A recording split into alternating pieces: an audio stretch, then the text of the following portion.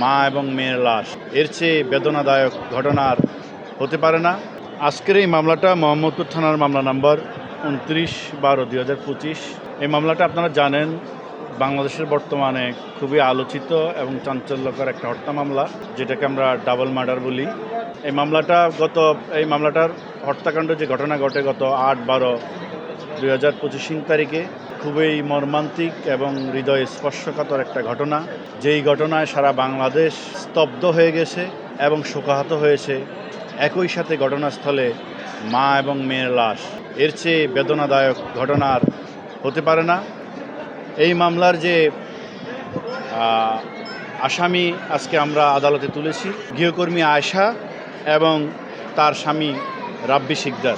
এই ঘটনার যে ভিকটিম লায়লা আফরোজা এবং নাফিসা লাওয়াল বিনতে আজিজ, এই লায়লা আফরোজের বাসায় ঘটনার 4 দিন আগে এই গৃহকর্মী গৃহকাজে নিয়োগ। প্রায় 4 দিন পরে যে ঘটনা ঘটে, সেই ঘটনার একদিন আগে আমরা যে আসামিকে গ্রেপ্তারের পরে আসামির নিকট যে তথ্যপত্র পেয়েছি এবং প্রাথমিক তদন্ত যেটা পেয়েছি, আসামি ঘটনার একদিন আগে তার বাসা থেকে 2000 টাকা চুরি করে মাত্র।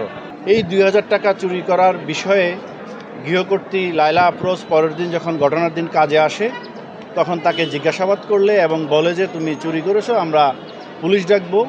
এই কথা বলার পরে এই খুনি গৃহকর্মী আয়েশা দস্তাদস্তি করে এবং দস্তাদস্তির এক পর্যায়ে তার সাথে থাকা সুইচ গিয়ার দিয়ে উপর্যুপুরি আঘাত করে লায়লা আফরোজকে।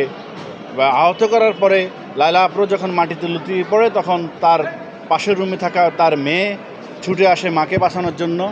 তখন সে এই ছোট্ট মেয়েটিকেও নির্মমভাবে হত্যা করে। এই হত্যা ঘটনা যখন সারা বাংলাদেশে জানাজানি হয়, আমাদের চৌকস আইনশৃঙ্খলা বাহিনী তথ্য প্রযুক্তির মাধ্যমে এই আসামিকে ঝালকাঠির নলছটির থানা থেকে তার স্বামীর বাড়ি থেকে গ্রেপ্তার করতে সক্ষম হয়। যে সে যখন ঘটনার সময় বাসা থেকে যে চুরিকৃত মালামাল, একটা স্বর্ণের চুড়ি এবং একটা স্বর্ণের কানের দুল, স্বর্ণের চেইন তার কাছ থেকে উদ্ধার করে। আমরা আজকে বিজ্ঞ আদালতকে বলেছি এটা একটা হৃদয় স্পর্শকাতর ঘটনা। একসাথে মা মেয়েকে জঘন্যভাবে হত্যা করেছে এই আসামির পূর্ব কোনো পরিকল্পনা ছিল কিনা, বা এই আসামি এই ঘটনাস্থলে হত্যা করার জন্য যে চাকু নিয়ে এসেছে, সুইচ গিয়ার নিয়ে এসেছে, তার নিশ্চয়ই কোনো পরিকল্পনা ছিল। তার পরিকল্পনার অংশ হিসাবে তার সাথে আরও কেউ জড়িত আছে কিনা, এবং এই পরিকল্পনার অংশ হিসাবে এই মামলার আরও কারো সম্পৃক্ততা আছে কিনা, সেইটা আমরা তদন্তের স্বার্থে বের করতে হবে। এবং এই হত্যাকাণ্ডে আরও কোনো অস্ত্র ব্যবহার হয়েছে কিনা, সেইগুলা অস্ত্র উদ্ধার করতে হবে এবং চোরাইকৃত মালামাল উদ্ধার করতে হবে।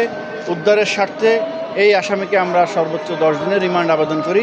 বিজ্ঞ আদালত আমাদের বক্তব্য শুনে এই আসামি যে গৃহকর্মী আয়েশার 6 দিনের রিমান্ড আবেদন মঞ্জুর করে এবং তার স্বামী রাব্বি শিকদারের 3 দিনের রিমান্ড আবেদন মঞ্জুর করে।